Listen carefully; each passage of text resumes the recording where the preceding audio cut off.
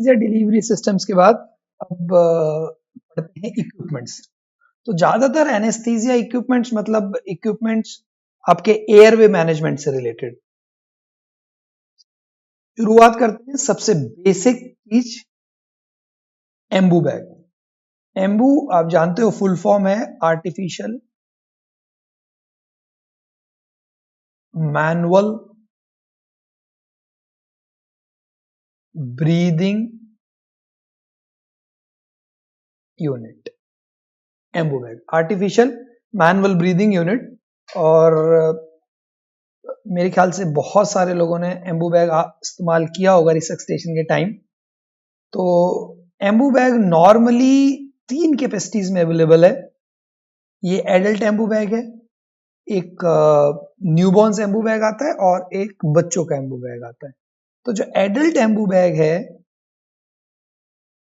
उसकी कैपेसिटी है 1200 ml, ये एडल्ट एम्बू बैग है। और जो बच्चों का एम्बू बैग है, पीडियाट्रिक एम्बू बैग है, उसकी कैपेसिटी है 500 ml, यानी 500 ml वॉल्यूम वो डिलीवर कर सकता है, टोटल वॉल्यूम इसकी। और एक नियोनेट्स के लिए है, वो शायद आपने कभी कॉल अटेंड की हो नियोनेटल यूनिट में या डिलीवरी के टाइम, तो आपने देखा वो छोटा एम्बू बैग, उसकी कैपेसिटी है 250 ml, 250 ml।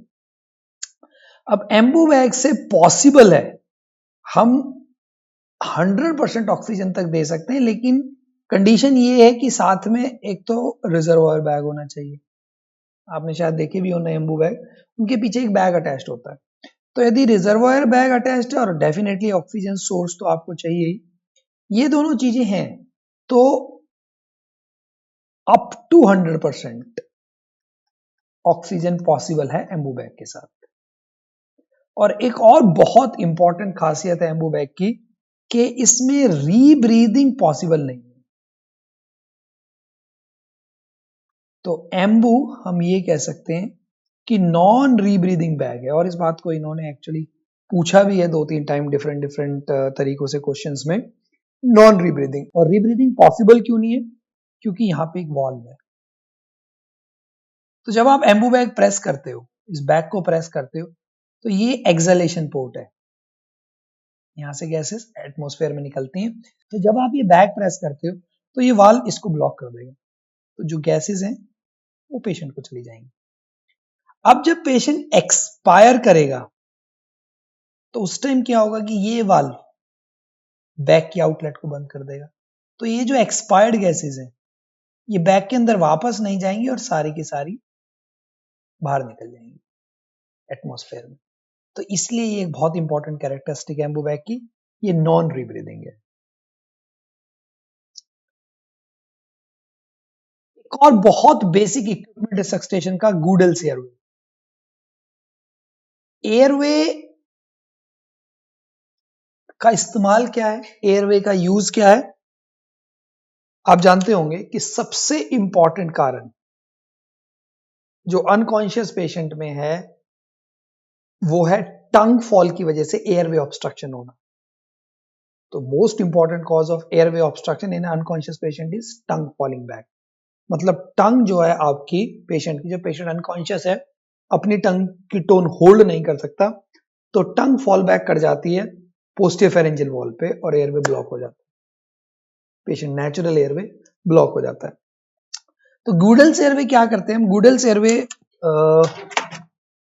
ये गूडल्स एयरवे, इसको हम ऐसे डालते हैं ओरल कैविटी में ताकि ये वाला पार्ट, ये जो है ओरोफेरिंक्स में रहे। तो ये वाला पार्ट जब ओरोफेरिंक्स में रहेगा तो जो पेशेंट की टंग है, ये मान लो पेशेंट की टंग है, ये पोस्टीरियर फेरेंजियल वॉल है, तो टंग जो है वो फॉल बैक नहीं कर पाएगी पोस्टीरियर फेरेंजियल वॉल के ऊपर, तो एयरवे पेटेंट रहेगा। और आप ये देख रहे हो हॉलो है, तो पेशेंट का एयरवे ऑब्स्ट्रक्ट नहीं होगा। तो गूडल्स एयरवे किस लिए यूज होता है? टू प्रिवेंट टंग फॉल, और दूसरे शब्दों में कह सकते हैं to maintain the patency of airway. Airway की पेटेंसी मेंटेन करने के लिए और दूसरे शब्दों में कह सकते हैं कि टंग फॉल प्रिवेंट करने के लिए हम गूडल्स एयरवे यूज करते हैं। ये भी बहुत बेसिक एयरवे डिवाइस है। अब एयरवे डिवाइसेस को हम ब्रॉडली डिवाइड करते हैं सुप्राग्लॉटिक और इंफ्राग्लॉटिक। सुप्राग्लॉटिक जैसे कि नाम ही सजेस्ट कर रहा है कि ग्लॉटिस के ऊपर रहेंगे, इंफ्राग्लॉटिस ग्लॉटिस के नीचे रहेंगे। ग्लॉटिस के नीचे रहेंगे मतलब ट्रेकिया में रहेंगे। तो हम सुप्राग्लॉटिक्स डिवाइसेस में सबसे पहले डिस्कस करेंगे लारेंजल मास्क एयरवे। और आपको याद हो हिस्ट्री के टाइम हमने डिस्कस किया था कि पिछले 2 डिकेड्स की सबसे इंपॉर्टेंट, यदि आप एयरवे इक्विपमेंट में कोई इक्विपमेंट कहोगे जिसने रिवोल्यूशन किया है, वो है लैरेंजल मास्क एयरवे, एलएम में। इसलिए लैरेंजल मास्क एयरवे ऑलमोस्ट हर ऑल्टरनेट एग्जाम में आपको एक क्वेश्चन भी देखने को मिलेगा। तो एलएम में बहुत इंपॉर्टेंट है। तो ये लैरेंजल मास्क एयरवे ऐसे है, आप देख सकते हो ट्यूब है, ये एलएम में ट्यूब है, ये एक कफ है और इस कफ के अंदर आप देख सकते हो वेंटिलेशन होल्स हैं और इस कफ को हम इस पायलट बैलून के थ्रू इन्फ्लेट कर सकते हैं, हवा भर सकते हैं। तो ये आपका लैरेंजल मास्क एयरवे है, ये कफ है, ये ट्यूब है और ये आप होल्स देख सकते हैं इसमें। तो ये कैसे काम करता है? इसको हम ब्लाइंडली ओरल कैविटी में डालते हैं। जब हम इसको ब्लाइंडली ओरल कैविटी में डालते हैं तो ये वाला पार्ट, कफ पार्ट, ओरोफेरिंक्स और हाइपोफेरिंक्स में चला जाएगा। अब मैं एक वॉल्यूम के साथ, अच्छी खासी वॉल्यूम के साथ मान लो इस कफ को इन्फ्लेट करता हूं। अब ये कफ ओरोफेरिंक्स में फिट है और हमने इन्फ्लेट कर दिया। इन्फ्लेट कर दिया मतलब चारों तरफ से ब्लॉक हो गया ओरोफेरिंक्स और हाइपोफेरिंक्स। अब मैं इस ट्यूब के थ्रू पेशेंट को वेंटिलेट करता हूं तो ये जो गैस है, एयर है, ये कहीं पे लीक नहीं हो सकती क्योंकि हमने ब्लॉक कर दिया और यहां पे वेंटिलेशन होल्स हैं। तो एयर के लिए कोई ऑप्शन ही नहीं है, ऑटोमेटिकली वो लैरिंग्स में जाएगी। ठीक है, तो ये पार्ट, कफ पार्ट ओरो हाइपोफेरिंक्स को ब्लॉक कर देगा और फिर जब हम यहां से वेंटिलेट करेंगे तो ये एयर इन वेंटिलेशन होल्स के थ्रू, उसको इधर उधर लीक करने की जगह नहीं मिलेगी, तो ऑटोमेटिकली वो लैरिंग्स में ही जाएगी। तो बेसिकली जब ये लैरेंजल मास्क एयरवे पहली बार सिंथेसाइज किया गया था तो इसको as an emergency airway use किया गया था फॉर फेल्ड और difficult इंटुबेशन।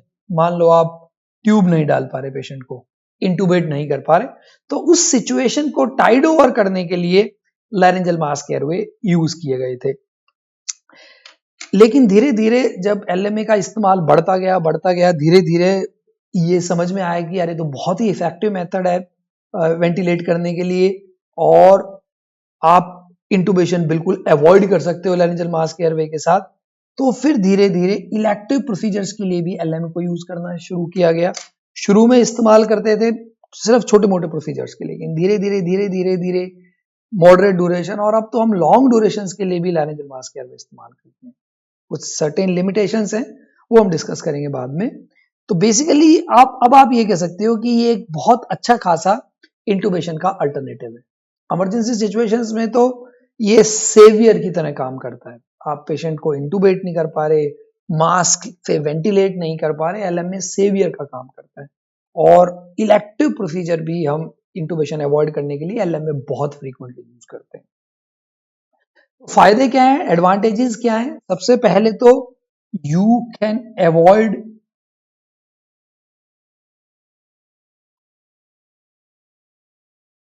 Complications of इंटुबेशन, you can avoid complications of इंटुबेशन। तो आप बेसिकली मेन एडवांटेज तो क्या है कि इंटुबेशन की जो भी कॉम्प्लिकेशंस है वो हम अवॉइड कर सकते हैं। और दूसरा, बहुत आसान है इस्तेमाल करना, इजी टू इंसर्ट। करना क्या है, ब्लाइंडली डालना है, इसलिए पैरामेडिकल स्टाफ भी इसको इजीली यूज कर सकते हैं। Easy to insert, no laryngoscope required, laryngoscope की जरूरत भी नहीं है, ये ब्लाइंड प्रोसीजर है, ठीक है। आप बिना मसल रिलैक्सेंट के भी डाल सकते हैं, नो मसल रिलैक्सेंट रिक्वायर्ड। और ये हम डे केयर सर्जरीज जो बाद में पढ़ेंगे उसमें हम इस्तेमाल करते हैं, मसल रिलैक्सेंट अवॉइड करते हैं और पेशेंट की सर्जरी एलएमए के अंडर करते हैं, मसल रिलैक्सेंट रिक्वायर्ड नहीं। एक और बहुत बड़ी एडवांटेज है कि कोई स्पेसिफिक पोजीशन नहीं चाहिए हेड एंड नेक की, जबकि इंटूबेशन के लिए हमें एक स्पेसिफिक पोजीशन चाहिए। इनफैक्ट जो हम मास्क से वेंटिलेट करते हैं उसके लिए भी हमें नेक पे एक्सटेंशन चाहिए, इंटूबेशन के लिए फ्लेक्शन चाहिए, वो बाद में डिस्कस करेंगे हम। लेकिन एलएम में आप किसी भी पोजीशन में डाल सकते हो, न्यूट्रल पोजीशन में भी डाल सकते हो। जब हम न्यूट्रल पोजीशन में डाल सकते हैं इसका मतलब बिना नेक की मूवमेंट के हम एलएम में डाल सकते हैं। इसका मतलब क्या हुआ, ये बहुत यूजफुल है सर्वाइकल स्पाइन फ्रैक्चर्स के लिए। सर्वाइकल स्पाइन फ्रैक्चर्स में भी एलएम में बहुत यूजफुल है। लेकिन कोई भी चीज शायद दुनिया में ऐसी नहीं है जिसके सिर्फ फायदे हैं। अब डेफिनेटली इसके कुछ डिसएडवांटेज भी हैं। एक डिसएडवांटेज तो ये है कि बाई चांस मान लो ये आगे की तरफ स्लिप कर गया, आगे की तरफ स्लिप करके लैरिंग्स को टच कर रहा है तो लैरिंगोस्पाज्म कर सकता है। लैरिंग्स को टच करेगा तो लैरिंग्स इरिटेट होगा, लैरिंगोस्पाज्म। दूसरी जो सबसे मेजर प्रॉब्लम है एलएमए की, देखो ये हाइपोफेरिंक्स ओरोफेरिंक्स को सील तो कर रहा है लेकिन ईसोफेगस को ब्लॉक नहीं कर रहा। तो डेफिनेटली आप ठीक है एयर लीकेज बहुत कम हो जाएगी, लेकिन साइड से थोड़ी बहुत एयर लीक तो होगी और वो एयर ईसोफेगस में जाएगी और स्टमक में जाएगी और पेशेंट का इंट्रागैस्ट्रिक प्रेशर बढ़ेगा और इंट्रागैस्ट्रिक प्रेशर बढ़ने से क्या होगा, एस्पिरेशन के चांसेस बढ़ेंगे। तो सबसे बड़ी डिसएडवांटेज आप ये कह सकते हो एलएमए की, जो सबसे मेजर डिसएडवांटेज है, increase risk of aspiration, aspiration के चांसेस। एक और मेजर प्रॉब्लम क्या आएगी, आपको दिख रहा है क्लियरली एयर लीक होती तो नहीं दिखेगी आपको, लेकिन पेशेंट का स्टमक डिस्टेंड होता आपको दिखेगा। अब पेशेंट का स्टमक डिस्टेंड हो रहा है क्लियरली, आप उसको डिफ्लेट भी नहीं कर सकते। कैसे डिफ्लेट करोगे, क्योंकि जो ये कफ है इसने पूरा का पूरा स्पेस ऑक्युपाई किया हुआ है ओरोफेरिंक्स का, तो आपकी राइल्स ट्यूब या सक्शन कैथेटर कहां से डालेंगे। तो ये एक और बहुत बड़ी लिमिटेशन थी लैरेंजल मास्क एयरवे। हालांकि नए लैरेंजल मास्क एयरवे जो आजकल आ रहे हैं उसमें एक सॉल्यूशन है, वो हम बाद में डिस्कस करेंगे। तो ये एक major problem classical laryngeal mask airway की है कि एस्पिरेशन का रिस्क है और हम स्टमक को डिफ्लेट भी नहीं कर सकते। अब सबसे कॉमन कॉम्प्लिकेशन एलएमए की है सोर थ्रोट। तो most common post op complication, हालांकि सोर थ्रोट को इतनी बॉदरसम कॉम्प्लिकेशन नहीं है, हम इसके बारे में वरी करें, दो एक दिन में अपने आप ठीक भी हो जाती है। और डेफिनेटली ये डिपेंड करता है कि कफ प्रेशर बहुत ज्यादा यदि आप यूज कर रहे हो तो सोर थ्रोट का इंसिडेंस डायरेक्टली प्रोपोर्शनल होगा। कफ ज्यादा यूज कर रहे हो तो कफ ज्यादा प्रेस करेगा, ज्यादा टच करेगा ओरोफेरिंक्स हाइपोफेरिंक्स को, तो ऑब्वियसली इरिटेशन की वजह से सोर थ्रोट ज्यादा होगा। और ज्यादातर हम होता क्या है कि जेली यूज करते हैं स्मूथनेस के लिए और थोड़ा सा पेशेंट को फील भी ना हो, इसलिए इसके सरफेस पे हम जेली यूज करते हैं। तो जेली खुद भी सोर थ्रोट कर सकती है। सो सोर थ्रोट बहुत कॉमन कॉम्प्लिकेशन है, लेकिन ऐसे कोई मतलब चिंता वाली कॉम्प्लिकेशन नहीं है। और बेस्ट तरीका इस सोर थ्रोट बचाने का है, जो कफ प्रेशर है वो 60 सेंटीमीटर ऑफ वाटर से कम होना चाहिए। देखो आप लिखा भी होता है इंस्ट्रक्शन, एयर 30 ml से कम होनी है, इस पर साफ लिखा हुआ है, देखो एयर 30 ml से कम होनी चाहिए इस कफ में और प्रेशर 60 सेंटीमीटर से कम होना चाहिए। अब साइज बहुत सारे साइजेस, कम से कम 7 या 8 आप देख सकते हो, 1 2 3 4 5 6 7 तो अवेलेबल है ही, 6 नंबर भी मिलता है, 8 भी अवेलेबल है। पर डेफिनेटली सच पूछो तो हमें भी याद नहीं रहता कि किस एज के लिए कौन सा एग्जैक्ट रहेगा। हम भी नॉर्मली हर ओटी में चार्ट लगा होता है तो काफी कॉमनली चार्ट देखना पड़ जाता है, तो डेफिनेटली और आपको जरूरत भी नहीं है। इसमें एक दो चीज सिर्फ आप जो याद रख सकते हो कि जो टोटल LMA साइजेस है 8, ठीक है, टोटल ये 8 साइजेस में अवेलेबल है। और इंडिया में फीमेल्स में सबसे कॉमनली 3 नंबर यूज होता है और मेल्स में सबसे कॉमनली 4 नंबर यूज होता है। हालांकि बुक्स में आप देखोगे कि फीमेल्स में लिखा हुआ है 4 नंबर और मेल्स में लिखा हुआ है 5 नंबर, लेकिन वो वेस्टर्न है, वेस्टर्न बिल्ट और हमारी फीमेल्स की बिल्ट और इवन मेल्स की बिल्ट में बहुत फर्क है, वो हम जानते ही हैं। तो इंडियन कंटेक्स्ट में फीमेल्स में 3 नंबर सबसे ज्यादा यूज होता दिखेगा आपको और मेल्स में 4 नंबर यूज होता दिखेगा। और नंबर देखो साफ लिखा हुआ है, आप देख सकते हो 4 नंबर, तो इसका मतलब ये मेनली मेल्स में यूज होगा। बस आप इतना याद रखें, इससे ज्यादा इस टेबल में डेफिनेटली डिटेल में जाने की जरूरत नहीं है कि टोटल 8 नंबर अवेलेबल है, टोटल 8 साइजेस में अवेलेबल है और फीमेल्स में सबसे कॉमनली 3 नंबर यूज होता है और मेल्स में 4 नंबर, दैट्स इट।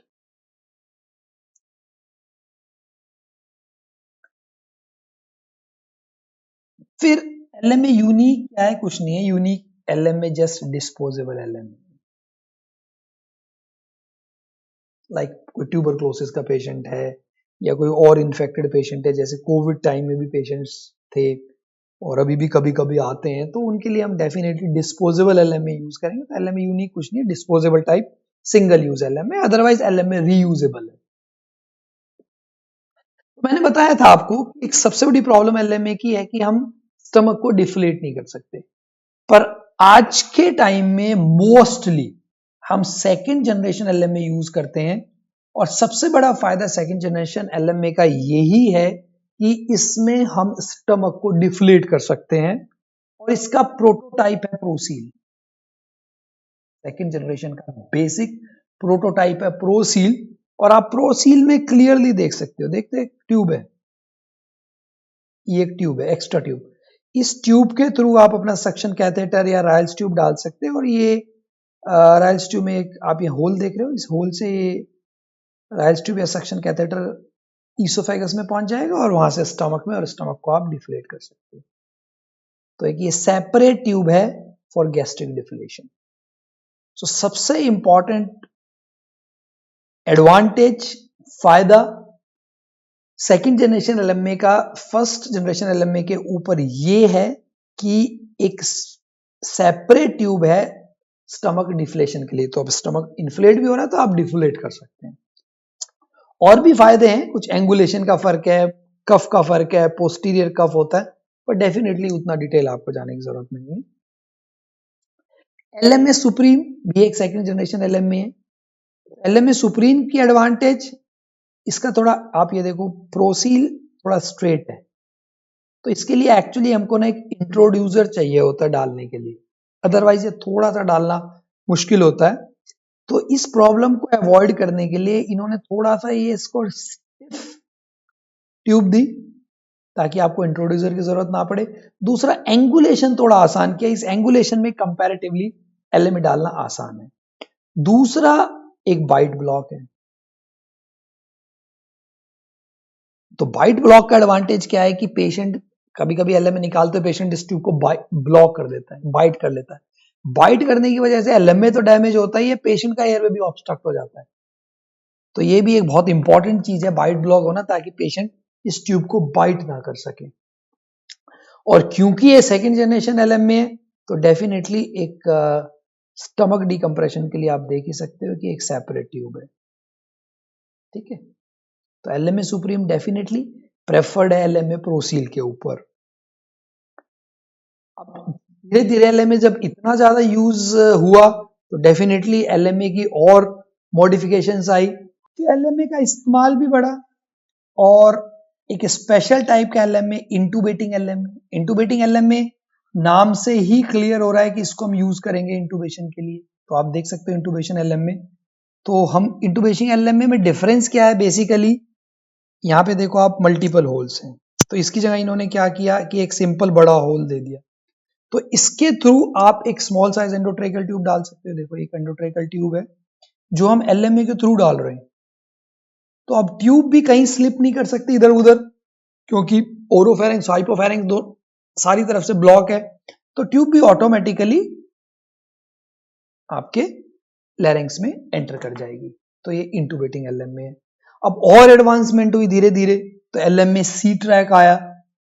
एलएम में सी ट्रैक क्या है कि आपको इसके ऊपर एक वीडियो स्कोप अटैच्ड है, तो आप इस ट्यूब को जाते हुए देख सकते हो वोकल कॉर्ड के अंदर डायरेक्टली स्क्रीन पे। तो आपको पता चलेगा कि भाई ट्यूब क्यों नहीं जा रही, एंगल का फर्क है, मेरे को एंगल चेंज करना है, या मेरे को पेशेंट की पोजीशन चेंज करनी है, किस तरीके से मैं मैनिपुलेट करके इस ट्यूब को डाल सकता हूँ, ये आपको डायरेक्ट लाइव वीडियो दिखाई देगा एलएमएसी ट्रैक में। तो ये सब एक्चुअली बहुत महंगी चीजें हैं, कॉमनली यूज नहीं होती हैं, पर हाँ इंटुबेटिंग एलएमए में डेफिनेटली कह सकता हूँ कि एक रखना बहुत जरूरी है, क्योंकि कुछ सिचुएशन ऐसी हैं जिसमें कि आपको मान लो इंटुबेट करना जरूरी है किसी सर्जरी के लिए, और आप इंटुबेट नहीं कर पा रहे हो, वेंटिलेट भी नहीं कर पा रहे हो, तो एलएमए डाल के वेंटिलेट करो और फिर एलएमए के थ्रू, इस इंटुबेटिंग एलएमए के थ्रू पेशेंट को इंटुबेट करने की कोशिश करो।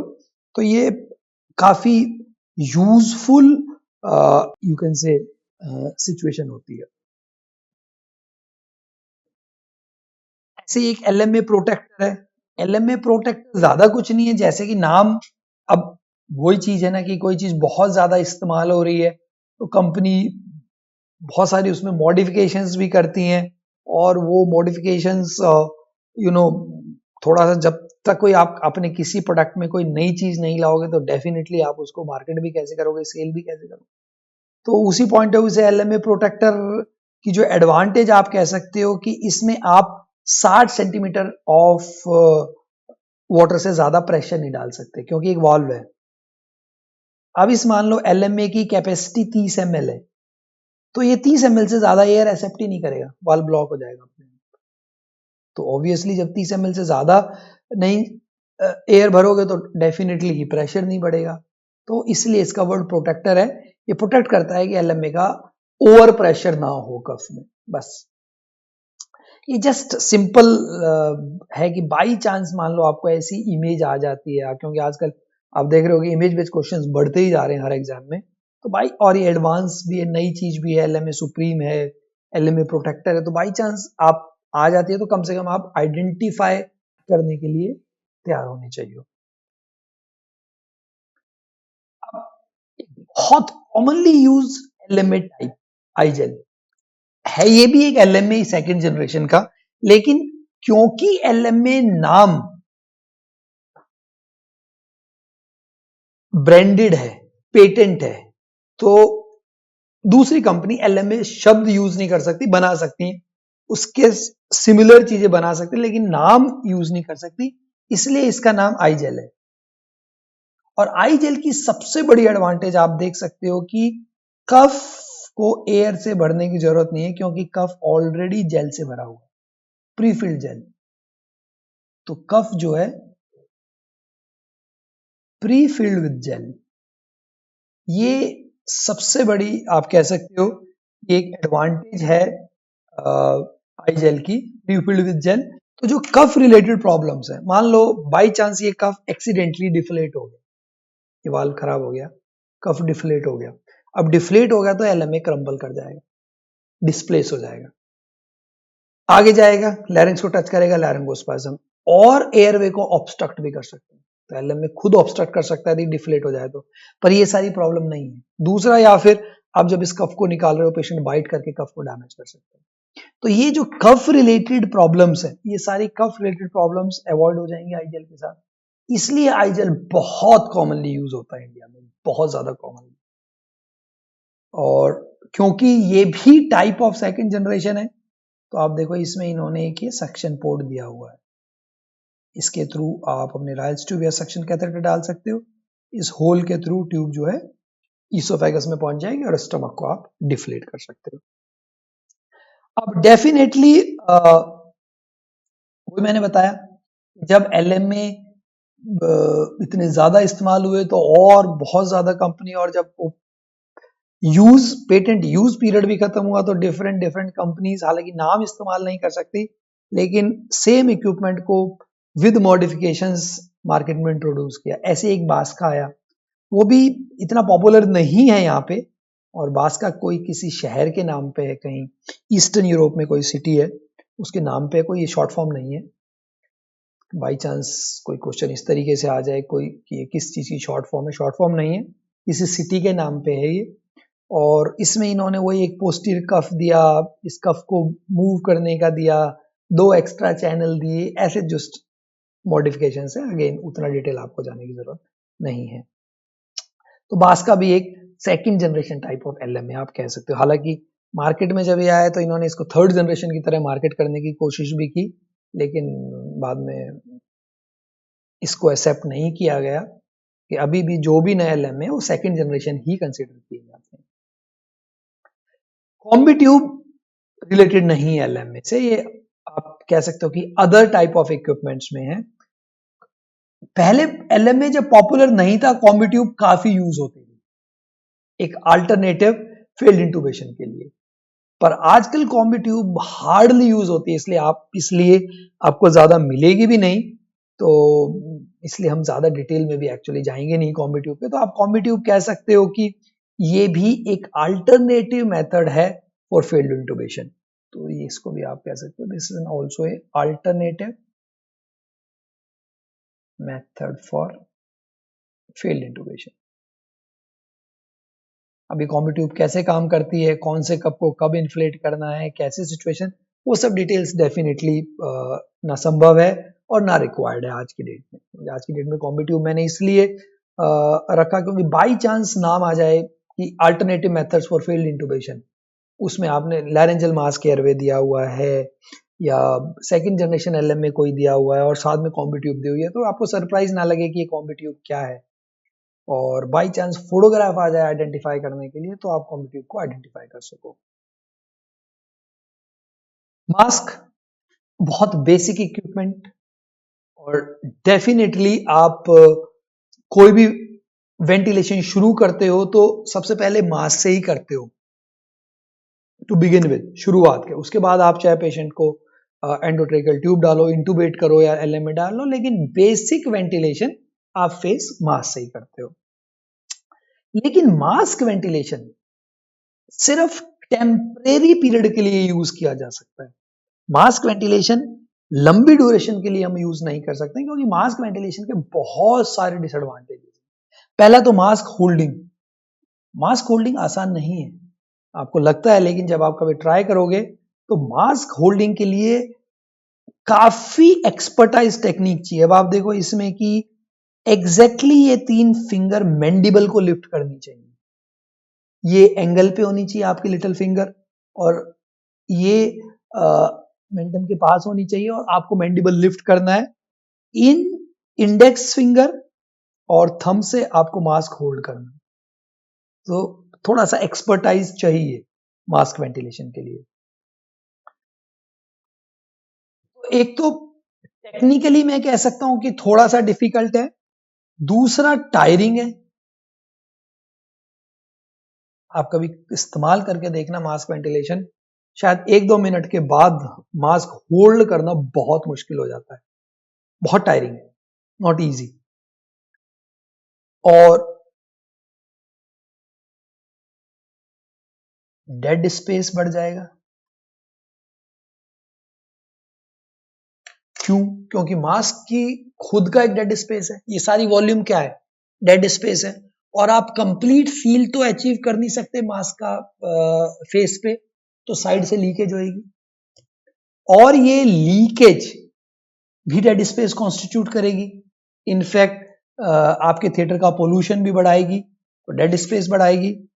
और सबसे ऊपर जो सबसे बड़ी डिसएडवांटेज है मास्क वेंटिलेशन की, कि जब आप पेशेंट को मास्क वेंटिलेट कर रहे हो, पॉजिटिव प्रेशर दे रहे हो मास्क के साथ, तो बहुत सारी एयर डायरेक्ट लीक होके स्टमक में जाएगी और इंट्रागेस्ट्रिक प्रेशर बढ़ेगा और रिस्क ऑफ एस्पिरेशन बहुत ज्यादा बढ़ जाएगा। तो सबसे बड़ी डिसएडवांटेज यदि मास्क वेंटिलेशन की आप कहो आज की डेट में, तो है इंक्रीज रिस्क ऑफ एस्पिरेशन।